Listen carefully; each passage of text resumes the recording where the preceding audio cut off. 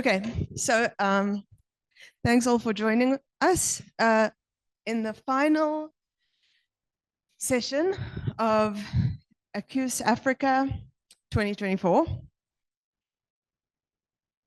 It's been an incredibly inspiring 3 days, and I'm glad that we're ending on a meaningful and very timely topic that hasn't come up enough maybe during the conference, where we focus on the way that gender intersects with African culture and Afrocentrism more broadly. So we've spoken even this morning, Prof. Sue was talking about how class and race are intersecting with Afrocentricity and decoloniality. But I noticed that gender was absent as another important social category that tends to structure a lot of our social relations. And so I'm very pleased that we're going to be able to engage a little bit on that topic this afternoon. Each of our presenters will have 20 minutes to talk. And then should we do a round of questions after each presentation or at the end?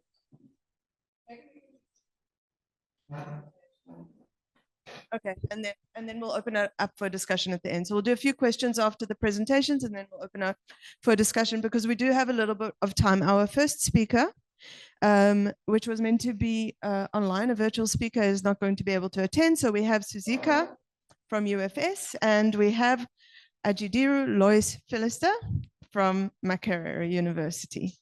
And both of them are in person, thank goodness. We'll start with Suzika, and we'll aim to finish around between 4 and 4:30, and then there's a tea break if the rain stops, a tour of the campus, and then our closing ceremony. So Suzika is going to be presenting on the African University and intangible cultural heritage safeguarding, stakeholder views, experiences, and perspectives from Zambia. Off you go.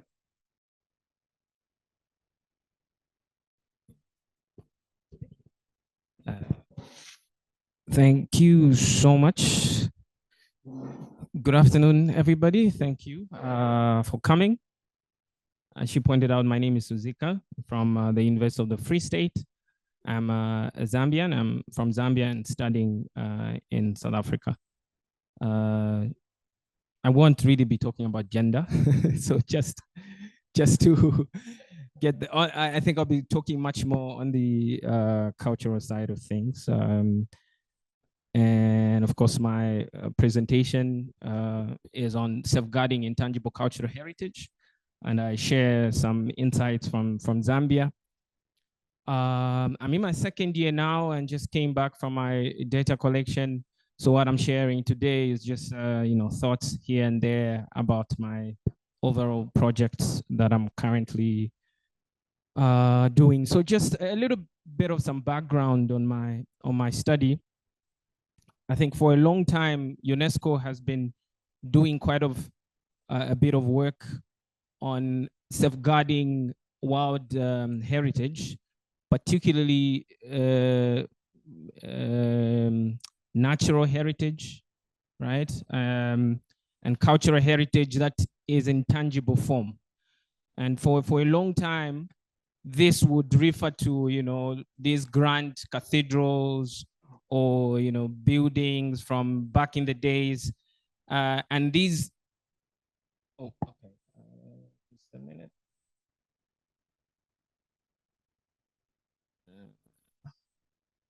I'm gonna hide that.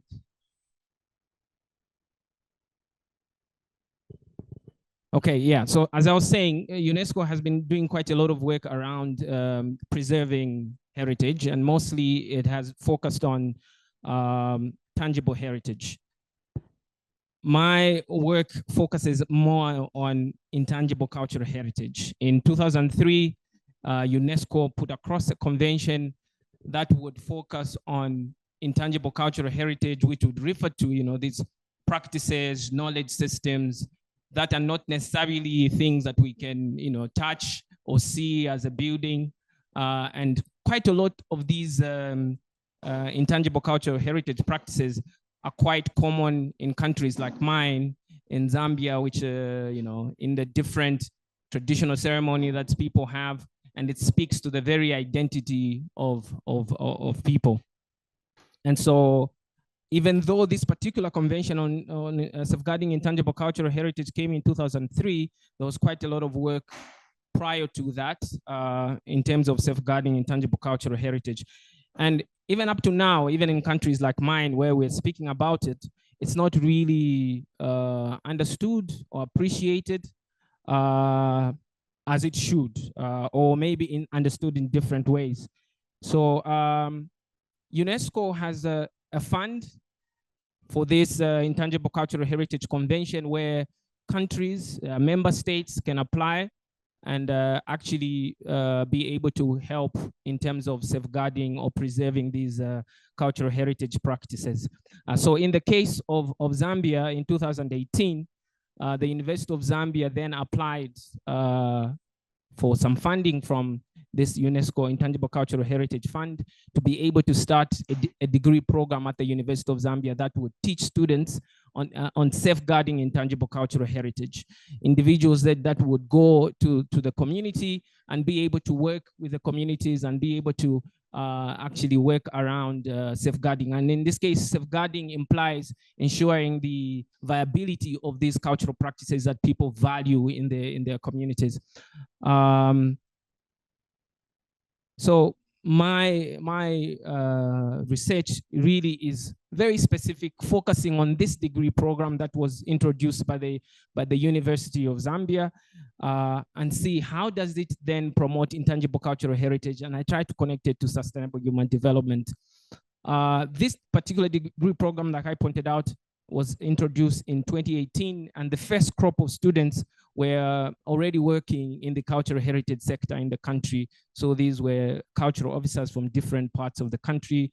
There were only 16 of them, and it was fully funded by UNESCO. So just the first 3 years of that particular program. And after that, the expectation is that the university would then run the program. So in line with these objectives, I'm using the capabilities approach to look at what the students gain from this program.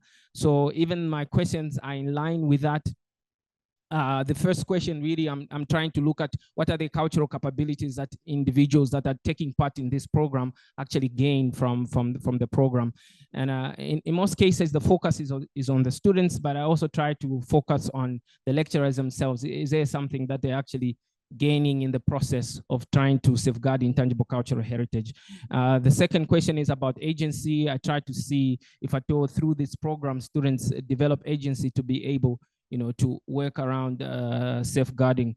The third question is much more about how exactly does higher education or these higher education institutions, how then can they practically be able to help safeguarding intangible cultural heritage, knowing that communities have always, for a long time, been able to safeguard their intangible cultural heritage. So then if there's a very formalized degree program, how then does it work with these ways of safeguarding intangible cultural heritage that people have had?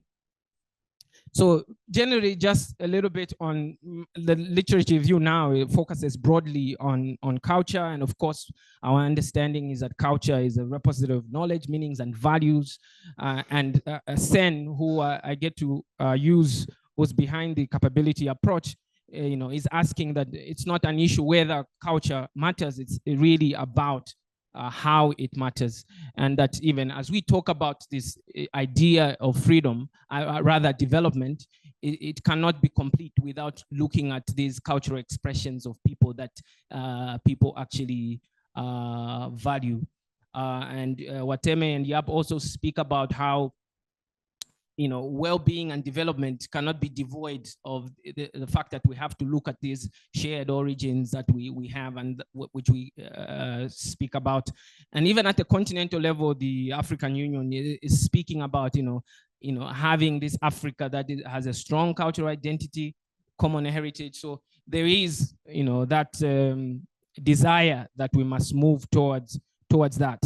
That said, I think there's been, for a long time, people have been saying that culture is important and culture is important. But when you look at major global, goals and things like that, it's really not very much projected out there. I think for the Sustainable Development Goals, now, yes, they're saying that on every goal, there is a touch of culture. But prior to that, I think people wanted an actual goal on culture, which didn't happen. But now we're looking back and then searching and seeing where exactly culture is. So in the case of higher education, and for countries like mine, there is really not much training for people to actually focus on culture and even intangible cultural heritage. So people who end up studying anything to do with specifically on heritage studies or cultural heritage have to go out to some other country to be able to then come back. Yeah. And of course, there is quite a lot of discussion about how do we now, try to legitimatize, indigenous knowledge, which is a big part of intangible cultural heritage. Unfortunately, we are still at that level where we have to legitimatize it. So in our institutions or even at the University of Zambia, it is considered as, we have what is known as knowledge, and then we have indigenous knowledge. I think I'll run quickly here. Just a little bit on the capability approach, which is the framework I'm using for my to try and understand this program. So I am looking at this program and trying to look at what are the capabilities that the students develop, look at as well as do they actually develop agency. And in this case, I'm also trying to look at agency at the institutional level. Especially, I'm looking at the fact that, there's UNESCO that funds this program, and what are the implications of that? And then after UNESCO leaves and is no longer funding the program is not running as it was when there was funding. So I will speak a little bit about later on. But the capability approach, really, Amartya Sen and Martha Nussbaum, who have developed it, focus on when we think about development, going beyond just income, but trying to look at the freedoms of people. So in this case, when I look at the degree program, as students pass through this degree program, what are they getting? And is their agency developed? Are they able to make their own decisions around safeguarding and things like that? In terms of my methodology, of course, using an interpretive paradigm, qualitative research approach, looking at a particular case at the University of Zambia, and I used thematic analysis and used a little bit of computer-assisted qualitative analysis using Atlas TI, mainly for coding purposes. For the other analysis, I worked around just manually working around the data. I used 3 main methods: document analysis. Then I did semi-structured interviews with about 28 participants, so that the students themselves, the graduates of the program, the lecturers, and stakeholders in the cultural heritage space in the country. And I incorporated photo voice as well, particularly for the students. I initially wanted to do it with the graduates as well, but in terms of how practical it was going to be, it became a bit difficult. So I worked with the students using photo voice. So like I said, this is really in just initial stages and trying to look at the data that I already have now. So I will share these preliminary findings just in 3 categories. So one, just looking at the Bachelor of Arts in Intangible Cultural Heritage itself, something I already indicated. UNESCO funded this project, and when it started for 3 years, and the number was okay, it was 16.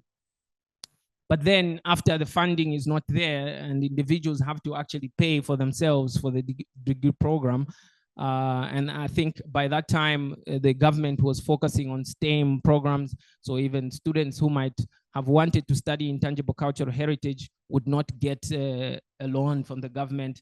So you find that the number actually reduced. Yes. By the time I was doing my proposal, I thought I could actually find a number of students. But when I went there were only 5 students that I ended up talking with. And of course, I think for me, when we talk about critical university studies, this is like, oh yeah, my first time and I'm hearing all these things. I was trying to look a little bit more on critical heritage studies that question the idea of what do we term as heritage and cultural heritage. So being here is kind of, opening my mind to think more critically about my work as well. So, one of the things that came out is that students are mocked for actually studying intangible cultural heritage.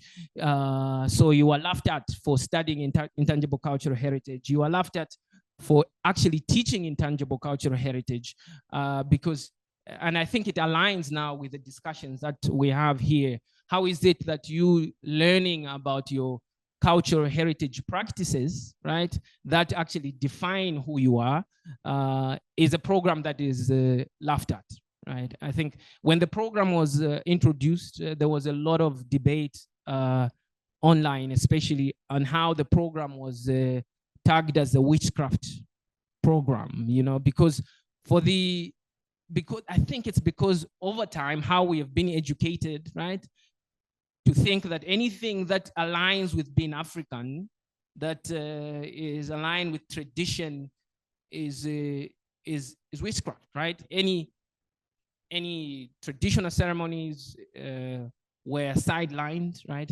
And this is what this program, teaches. And this program is, teaches also about traditional craftsmanship, knowledge systems, spaces, and things like that.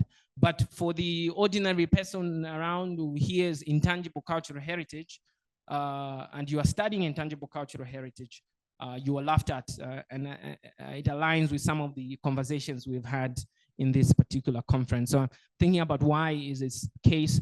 And of course, this is a lonely road for the students. So when you talk about the students, they speak about how in other programs, you find that they're a little bit more, but in this case, you could find there are 2 of them. And in some cases, you are doing a course and you're just the only one. So then the process of learning and teaching is not as they would have desired. So it's a lonely road for them. And of course, there are plans to review the program to say maybe if we don't call it intangible cultural heritage, maybe more people would be interested. Yeah, so I think I'm remaining with 5 minutes. I'll just jump a little bit. So generally, I've also tried to look at what are the valued capabilities. What do the students actually find valuable being in this particular program? Just speak maybe something that is closer to intangible cultural safeguarding skills is that the students actually talk about how they've gained quite a bit of some knowledge in understanding intangible cultural heritage and how they are able to actually go and safeguard, particularly the graduates, because they're already working. So prior to that, they had very little understanding of what intangible cultural heritage meant and how they would work with the communities that are already practicing, right? Because the idea behind intangible cultural heritage is that it is the communities that are at the very center. So if they are not there and you are going to say, okay, I'm going to document your stuff and this is what you do, and you are not really sure about how you should do it, then the process is not as it should be. I think I'm running out of time, but yeah, I'll just jump probably to share a little bit of some photos that the students took themselves. So this students talked about how this process has been quite lonely for them, even if it's they thought that it was an important program. And I see that even the discussions here, that the process of trying to find this Afrocentric university could be quite lonely for quite a lot of us. Of course, there are quite some positive discussions also amongst the students, and now how they're happy that they are now, they aspire even for higher degrees and things like that. But of course, you know, in a very structured university that could have a very Eurocentric curriculum, and then having this degree program, how do these two actually work? I'll just jump that. And just in my concluding remarks, of course, the introduction of the program could suggest that, all right, intangible cultural heritage might be actually appreciated, but there's still quite a bit of, you know, there's still a lot to be done in terms of, I think in one of the sessions we talked about employability and just actually training for the knowledge itself. So there is that struggle, because the degree program in this case could be important for training people because they need to understand and help communities safeguard these practices that are important to them and for their own identity.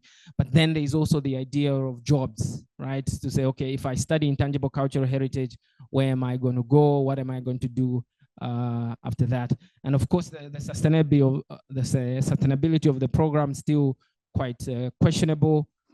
There are suggestions that instead of having this particular degree program, say, okay, in intangible cultural heritage, why not try to spread this knowledge of intangible cultural heritage in most programs, so that as you teach, all the students are actually aware of these particular aspects. And I'm also thinking about these implications of funding. You have UNESCO, this international organization, funding this program. What are the implications? And then when the funding is not there, the program doesn't seem to be running accordingly. And of course, students and graduates especially talk about gaining some capabilities, right, and developing them, but then they are associated much more with higher education as opposed to safeguarding. So it's much more like, okay, I gain knowledge and I'm doing my job, but not necessarily about safeguarding intangible cultural heritage. I think I'm gonna end here. Probably my time is up. Thank you so much for listening. Yeah.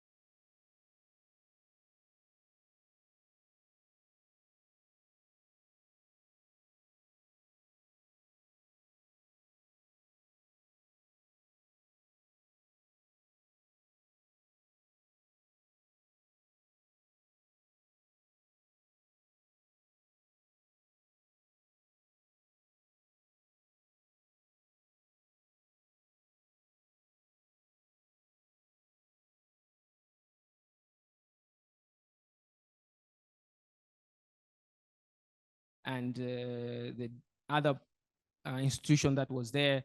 So all these application program, the application process proposals and all those things, I thought that would give me quite a lot of information, right?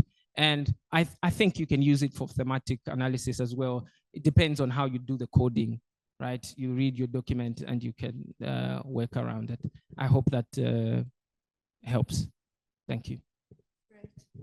We'll take another question. We'll take another 2 questions. Sorry, I'll keep it very brief.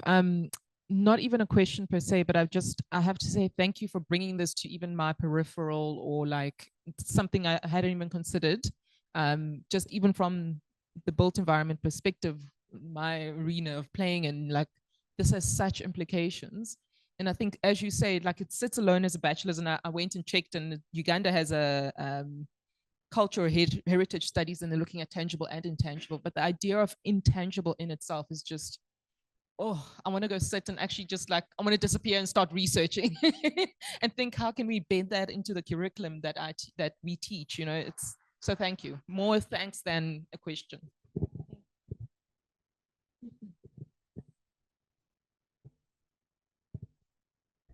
Thank you. I don't have a question, but just to give more information in regards to what you've said. I think in Uganda, we have African Rural University in Kagadi that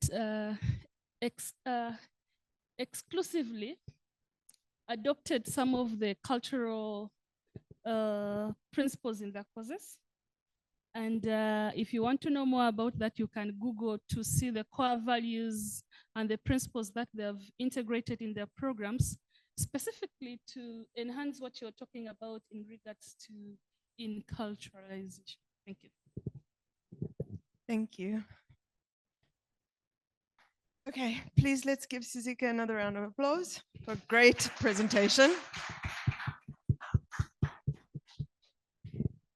Okay, our next speaker.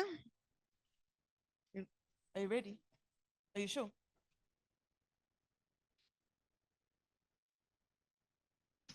The last presentation of the conference.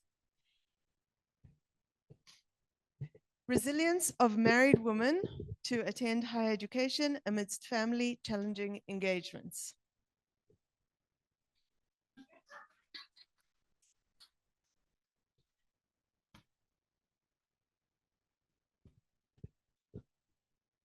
Yeah, you come sit here. That would make more sense.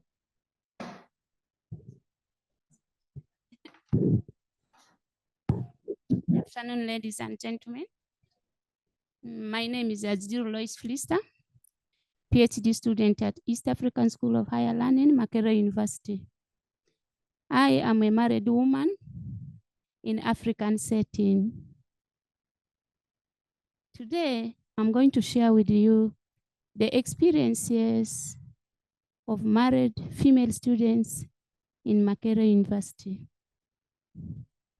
Being a married woman, you know what that means.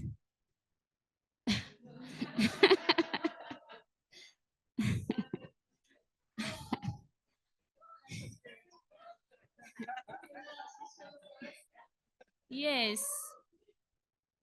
On the screen, I am giving you introduction of the experience of a married woman in African setting, now in Makerere University. The woman in the middle is struggling to obtain higher education, but that is the environment under which she's operating, both internal and external. You can see there's a function somewhere, the society needs her, the children, I don't know if it is the mother-in-law, the father-in-law, the husband who is sick. There's the academia which is calling her, reading, books are full, the PhD books are piled there in the house, scattered. So that is the environment under which a married woman operates. I have the keywords into this. We look at the resilience. We look at this married woman, and when you talk about the resilience of graduate women, there we are now looking at postgraduate, the masters, and the PhD students, that is the what? Our coverage. The background saying women enrollment in higher education is increasing fine, but the one for married women is low. The report by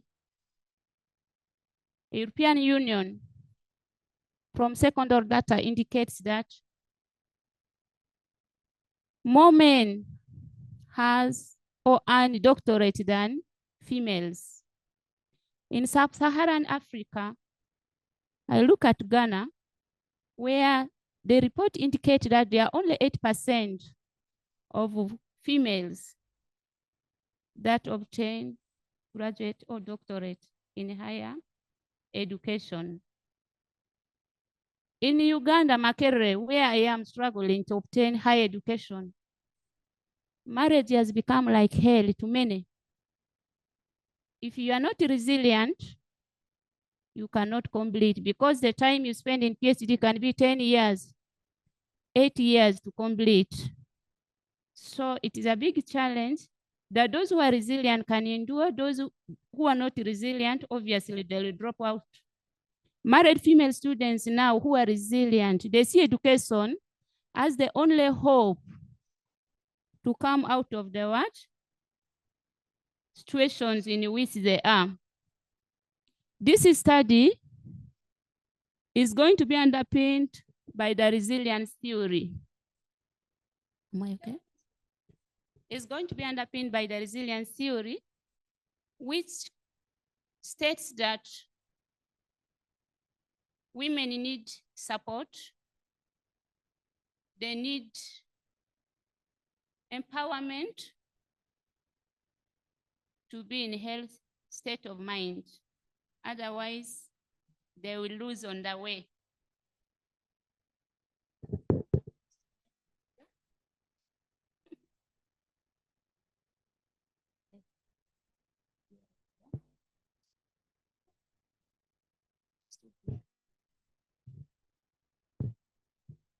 The next slide.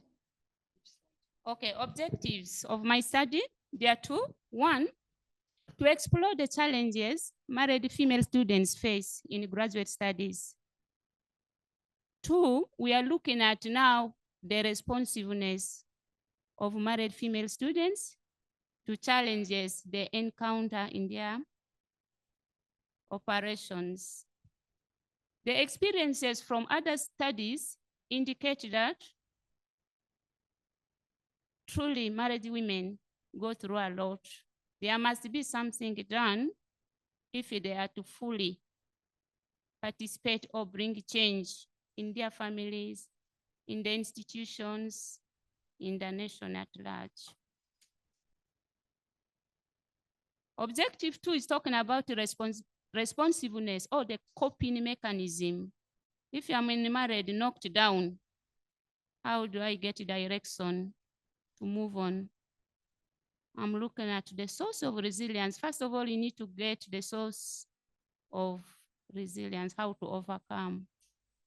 Self-awareness, you can't get that self-awareness if you are not in the social network, which is coming from our theme of today, where they took us through the World Cafe, where you get views of others to guide you. Mindset. Many married women commit suicide. There are those who are every year producing to keep the men. So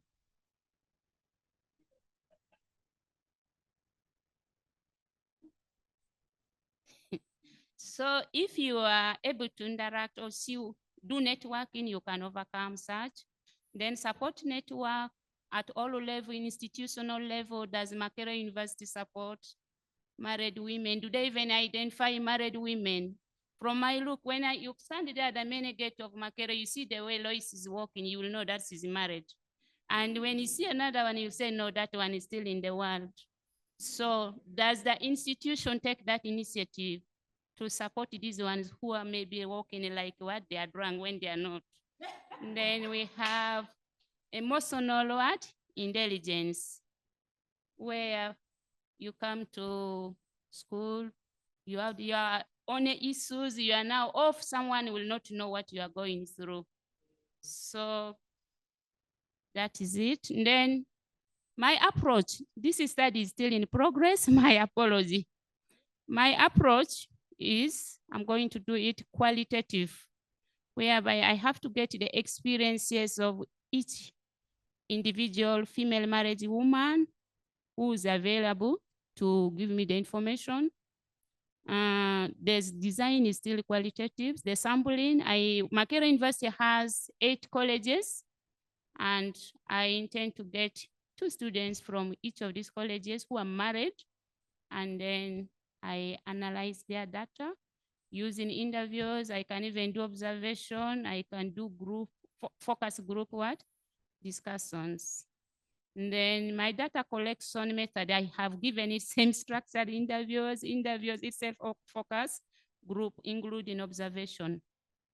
And then the data analysis will be qualitative, thematic analysis. And then looking at the theme of what brought us all here together, I had this question: what is critical university to a married female student? So my own answers are: 1, a critical university that we are longing for is that one which will be inclusive, which will give opportunities to married women regardless of their age. If I'm 40, 50, I come back to school, they should not see me as an older person. They should see me as someone who sees education as the way out to my situation, and I'm resilient.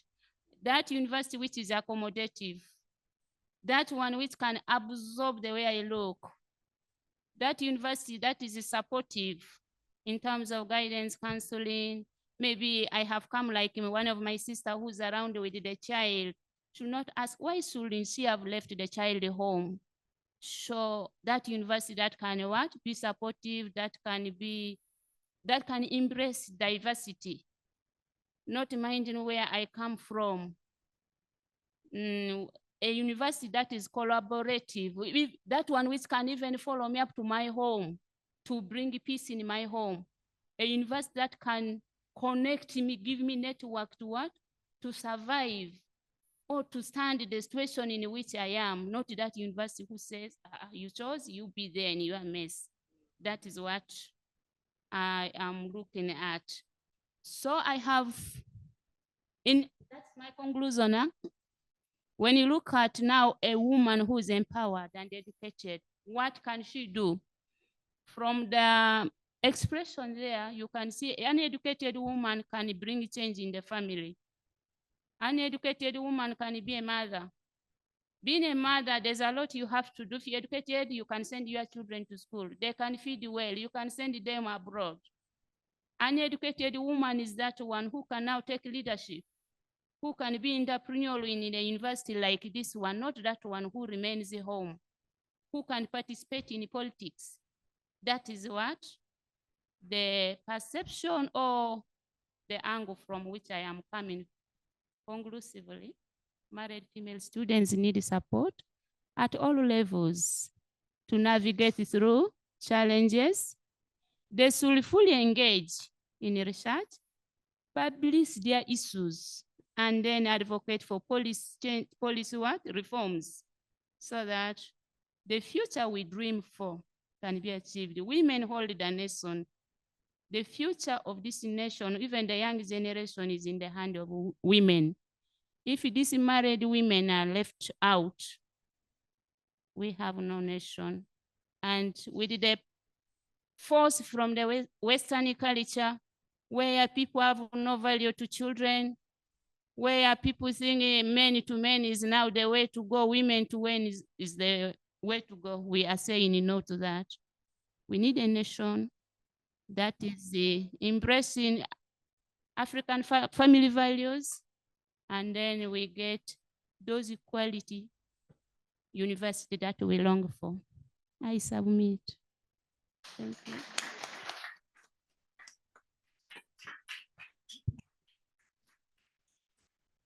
Thank you. Questions?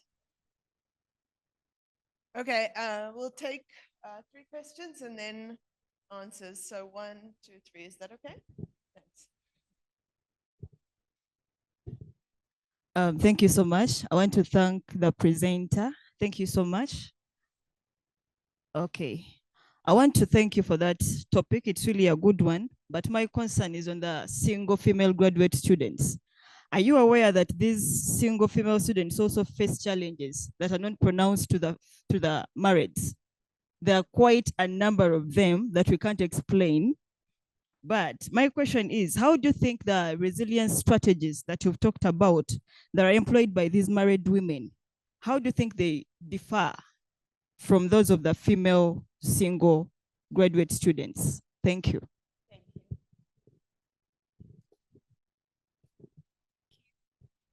Thank you so much, Lois, for that. That was amazing. That was amazing. I enjoyed your presentation.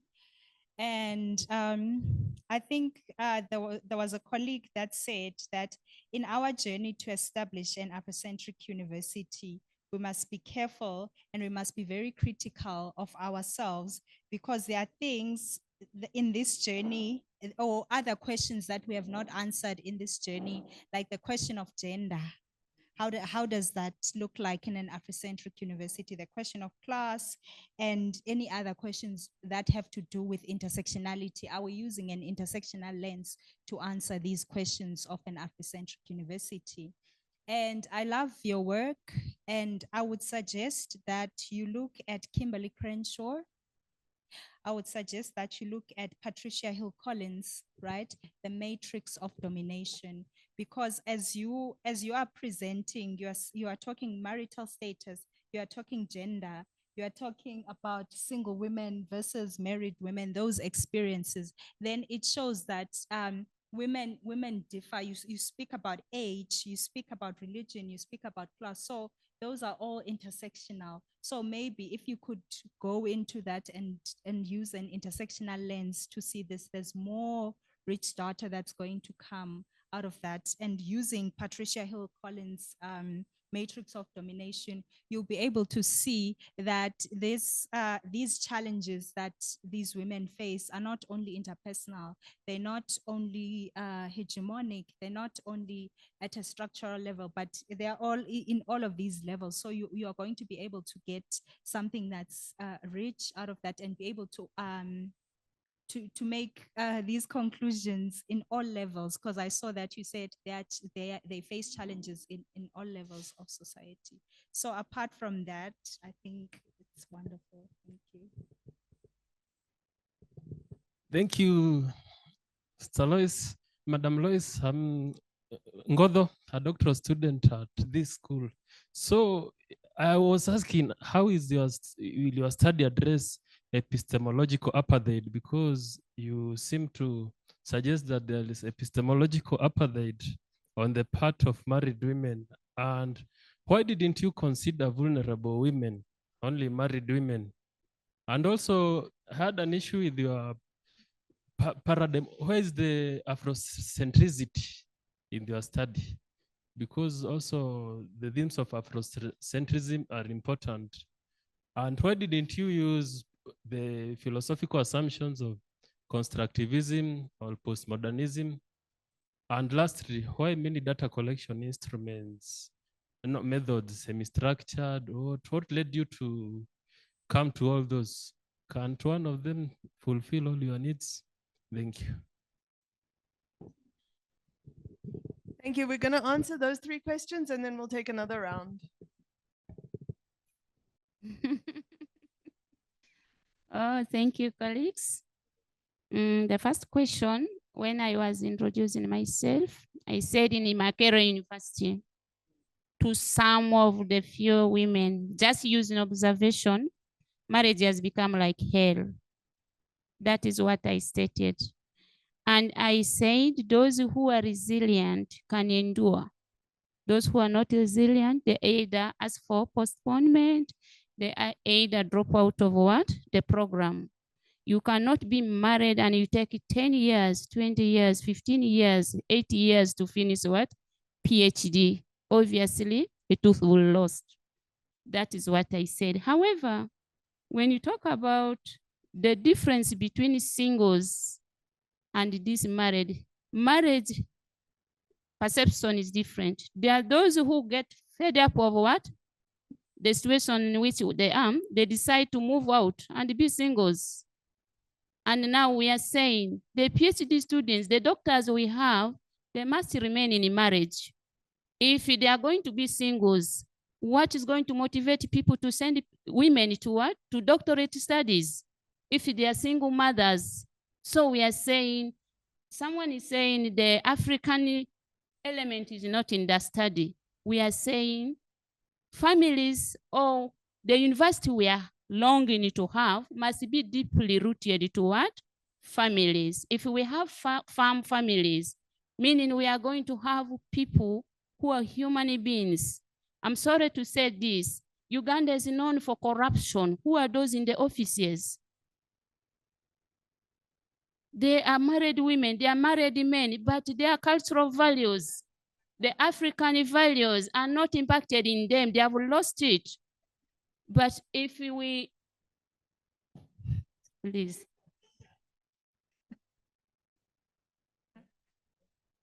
Then the one for the lens at which I have chosen to do this study. I said I'm a married woman in African setting, meaning I'm suffering. So now I'm seeing education as the only way out for me. That is why I have chosen this.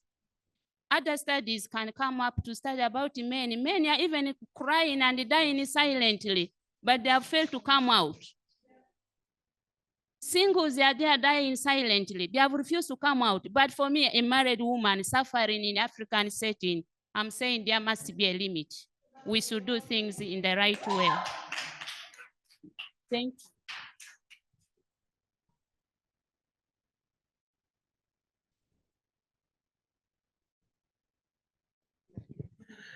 Thank you very much. Thank you very much. You actually ended on the point where I wanted to actually start from. That, well, I know your study is focused on the women's side, but as in you are portraying a picture of negative right from the word go. The positive aspect sometimes it is there, but it does not come out really very well.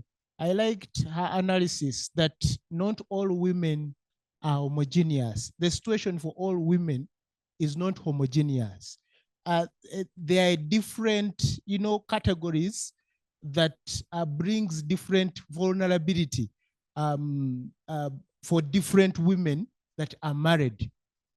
Some might not be having your perspective, the research is actually bringing out, but also for you to actually show that, well, African married woman is, in a dilemma. At least in a literature review, you should try to bring out some comparison with the main perspective. What is the perspective of a married man in comparison with the perspective of a married woman? It will bring out the real picture of who an African married woman is in that setting. Thank you very much.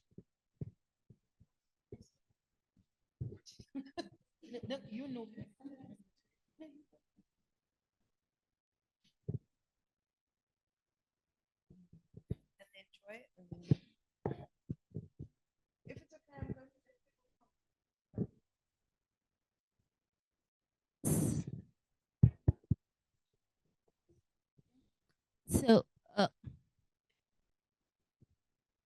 my question is, how do you envision the role of maybe the advisors or the policies in regard to the assistance you're suggesting to these PhD or master students as they navigate their unique challenges? Like, what is your suggested framework or something? What do you envision? Something like that.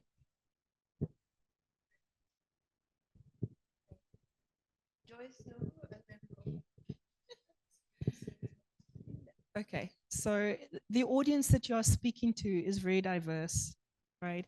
So I just want to tell you a story. My mother was married 3 times. Okay, 3 times. Born in 1937.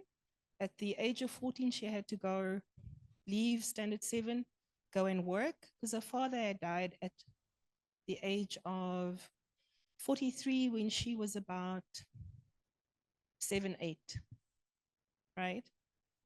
I'm the last born of the 3 children. My sister got married, had a number of kids. Brother got married, divorced, married, 2 kids. Me, single, mom.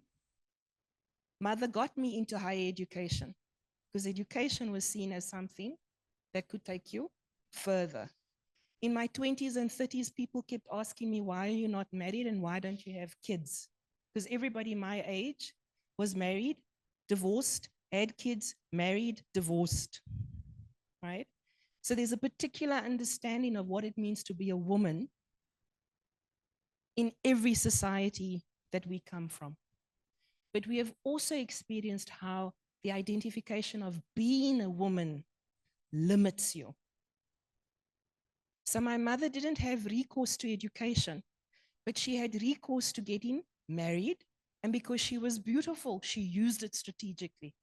But when I say that, people get upset, right? Because a beautiful woman, every man wants to touch. That's what she used to say. My child, the rose in the room, everybody wants to smell. And because she saw this kid is in her books, that's what she gave me. So she gave me strength in a very different way, which didn't tie me to relating to a man. Now I'm single, not married. I have a 7-year-old son, and I can say it's not through luck that I'm an associate professor. It's through hard work. And I made the decision to have a child in my 40s, right? But I realized the freedom in South Africa for me that came from those decisions, a freedom my mother didn't have. So we need to be aware that in the context in which we are studying, that intersectional frame is very different. And that's why I want to even come to your point. So that idea of intangible cultural heritage, as an anthropologist, I'm worried about how loosely we use the word culture, because it frames us in a static position. It doesn't allow us to grow, evolve, and emerge. And let us please not forget that the colonialists used culture as a means to beat us down, not to support us. So we shouldn't do the same thing.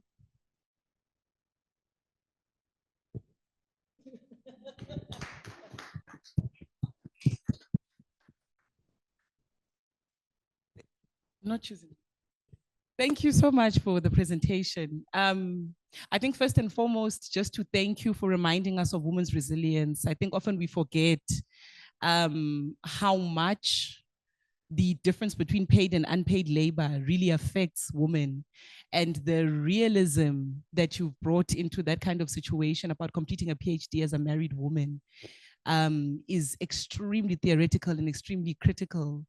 And the emotion that is tied to the personal experience of that research is what makes it extraordinary. I don't think men have the emotional intelligence to be able to dig as deep as you did and to be able to turn the lens of research on themselves. And the audacity for men to want to control the choices you've made in your research, for me, should be outside of what we're discussing here.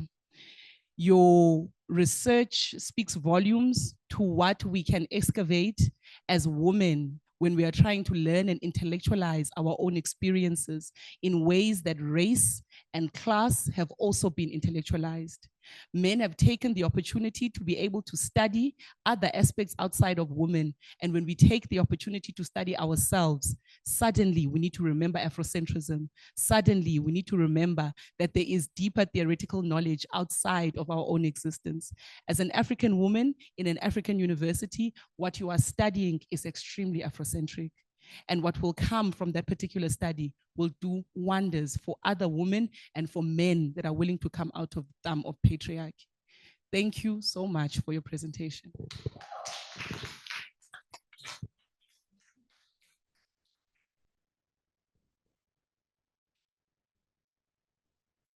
Thank you for your submission. I can call you Dr. Ajidru Lois. Yeah, you deserve that title. Recently, I was communicating with a long-term, sorry? Okay, thank you. Recently, I was conversing with my high school friend. We were classmates like 25 years ago when I was in senior one. But they started tracing where I was, and she found me when I was in this workshop, a conference. And then she was like, what are you doing there? And I'm like, I'm a student. And master's? Oh, okay, doctorate. So she was like, now me, I got married, I have 4 kids. I couldn't like continue with studies. So what I told her was, that you've chosen is equally a PhD of its own. I told her, you have no reason to regret. I'm doing the PhD, I'm not married, I'm in another setting. But for you, you already have 4 lives that you've brought. Looking through that nurturing of that life, those lives that you've brought, for me is enough PhD. I encouraged her and I told her, I respect you, because if you have committed to your marriage, and she was like, I've been in that marriage for all these years. She's with the husband, the firstborn has completed university studies. I'm like, you have it all. Now your kids can do the PhD, and when they are done, you have graduated with a PhD. Me, I encourage all married women, if you can manage to be in class, look for opportunities that can allow you to share your challenges, share your difficulties. We are here for you. I am here. We shall listen, counsel, and you move. And don't mind of how many years. Have priority. If it is 5 years, prioritize. You will finish and you smile. Thank you. I submit. Thank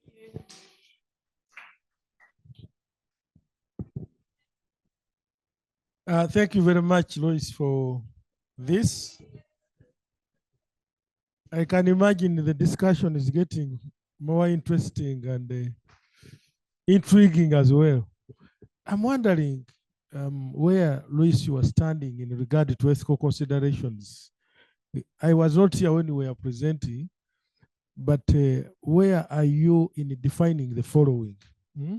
One, the Afrocentric perspective of marriage, and how do you ground it in the philosophical understanding of marriage from the African context? 2, what do you call marriage? Because you talked about I'm married, what is marriage you are defining? Because you may be defining marriage in terms of Christianity. One man, one woman. And that is where you are standing from. You are not considering other types of marriages. The third point is, of course, I appreciate, especially as supervisors, what we undergo, especially when we are supervising women. And from this perspective of how does your husband understand the whole scholarly process you undergo, and the individual kind of arrangement between you and your supervisor. At one time here in Makerere, we had a story where the husband crashed a laptop, and he actually fell in compound and said, this man has taken my woman, and this was around 7 p.m. in the evening. So this is the husband who comes to look for the woman. Woman was pursuing a PhD. And what happens next? This woman comes because of the environment and said, oh, he forgot to take his drugs. I mean, he called him a madman because of the characters he was displaying. So there are those challenges. However, I would want you to ground this from a perspective where all people will read your work without taking it as a biased approach to the resilience you are trying to talk about.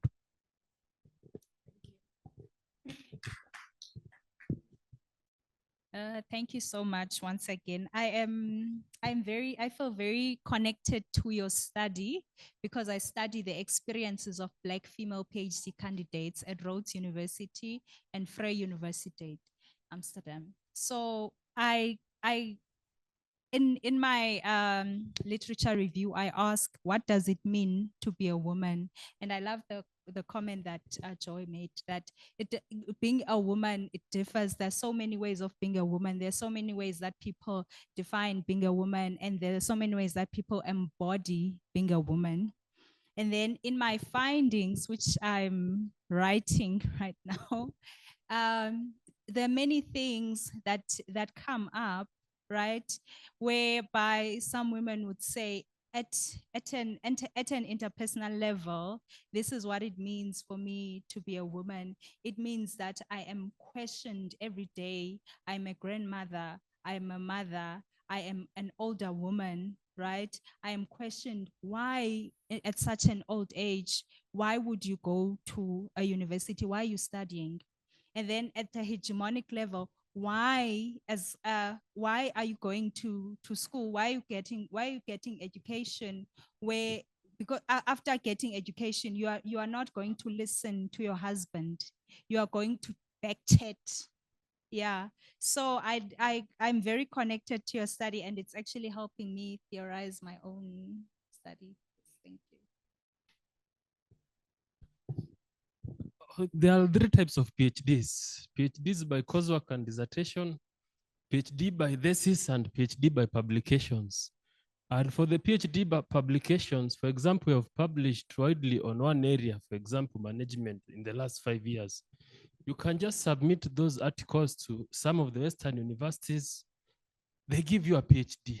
So did you consider the types of PhDs? Because, for example, PhD by publications, you are flexible. You can write a paper even if it is 5 years slowly, and then you submit, for example, to those Western universities. They take some of those top journals, articles such as 7, and they give you PhD by publication. Did you come? Yes, by publication. PhD by publications. Yes, yes. Yes. Hey, can I quickly, and then I'm gonna just use my my privilege, my chair privileges, not my white privileges, to just say 1 or 2 things. And I know that as the chair, maybe my role isn't to question, but I guess like my expertise is in research psychology, and I'm always very interested when people start a new study about what's driving their study, or what the assumptions of the study are, and what the aims and objectives of the study are. To me, it sounds, although Nobu said that your study comes from your direct experience, which can be a very positive thing, but it can also be much more difficult to do research when you feel very passionately about something. Because if you do research, you're trying to discover something new about the world. So you're going out there and you're choosing a bunch of married women and asking them about their experiences. And if their experiences don't necessarily align with what you think their experiences are going to be like, it might be very difficult for you to start to separate yourself from your data and from your participants.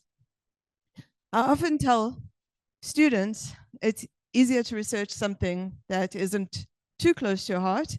But if you want to study something that's close to your heart for purposes of meaning, then to think of ways to stay very reflexive so that your research doesn't end up being a product of your own bias and interpretation, but rather hopefully reflecting lived experiences of others.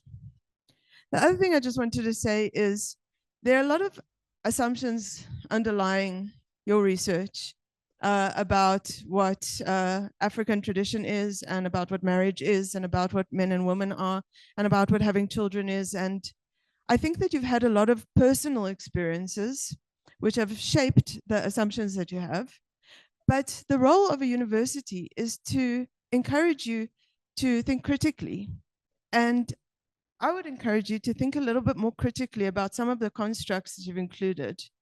There's so many helpful comments from all of our colleagues here about different aspects of your study. It's ethics, it's sample, it's data collection, it's analytic approach, it's formative constructs of gender, etc.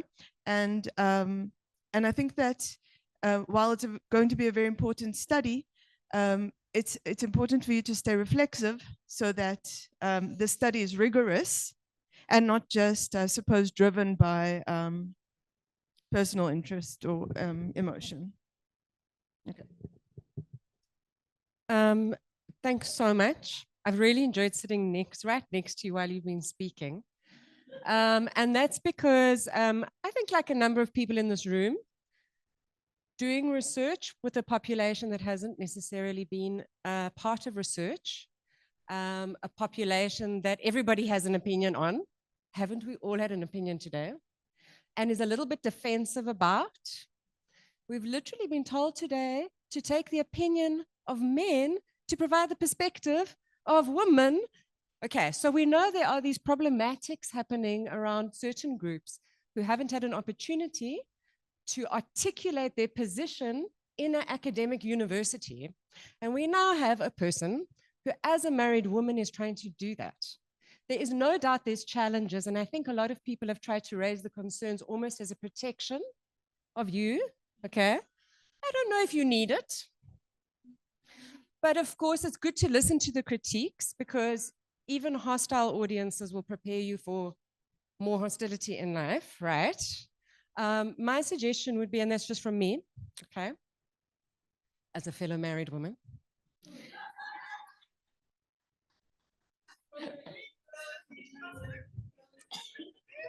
from a South African context, yes, as a migrant academic woman in the global north, all of these things are different, but they're all complicated, is to try and find networks of people who love what you are wanting to achieve, but will still be critical of it. Okay, so there's a difference. Not trying to undermine your goal of articulating and exploring and pursuing a very difficult topic, not that goal, but will be critical to help you go.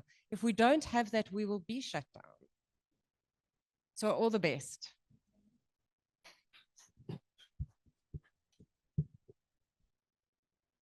I'm going to take a last round of comments. Can we keep it short? Because it's nearly time. So I just want to stir the pot a bit more. And I think what I'm saying this as an anthropologist, right, of this time, it is important to position yourself. If you are part of the study, you are part of the study. There's nothing wrong with autobiographical work and its connection to every other experience. So if you want to talk against the naysayers, the ones who are questioning your position, be upfront from the beginning and use reflexivity as an analytical tool. It will make your work stronger, right? Because you're getting this response from the room because your work is valuable. And Noble and I have been talking there in the back. You are brave because we are aware where we come from, that these kind of conversations happen without, there's no like, what is she doing? Why are you, whatever? No. And so we experience it differently. So we think in this context, you are being very brave, and we salute you for that.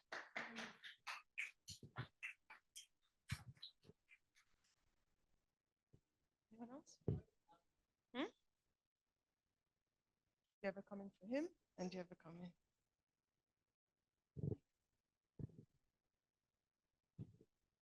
I'm sending a token of appreciation to you, dear Lois, for the level of confidence you've showed. You've been really composed, calm. You've rendered your work very well. Kindly consider all the recommendations offered to you. Next time you'll be shining. Thank you.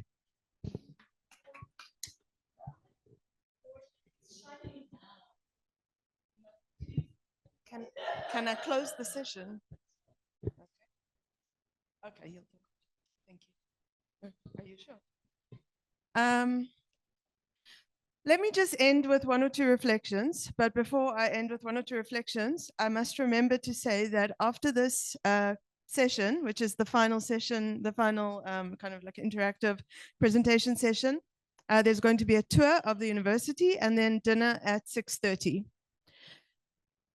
Thank you to Joe for organizing everything.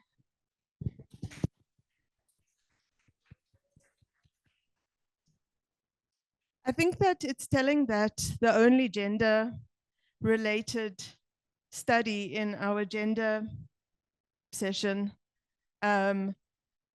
was a study that generated a lot of thought, opinion, controversy.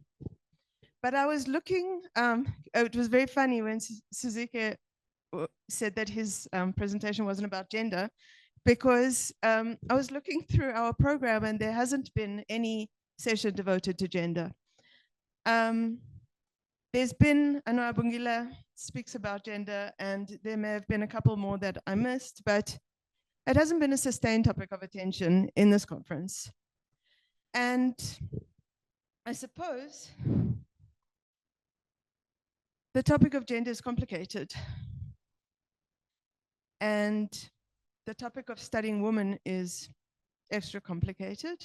And the topic of studying Black African women is extremely layered and complex. And I think that it's probably the most essential thing for us to turn a lens onto now, rigorously and objectively, and with the aim of furthering knowledge and understanding about the world that we live in. But I suppose if there's been one thing that's absent from this incredibly rich conference, it's a kind of like a more nuanced focus on the role that gender plays in intersecting all of these other topics to create and produce a Afrocentric university. So thank you, Suzuki, for your topic. It was incredibly fascinating. I would love to talk to you about it more as well. I know there's a lot of people here also. And thank you to Lois for a very thought-provoking and conversation-generating topic. Thank you to Dina for second chairing. Thank you to our IT guys for everything.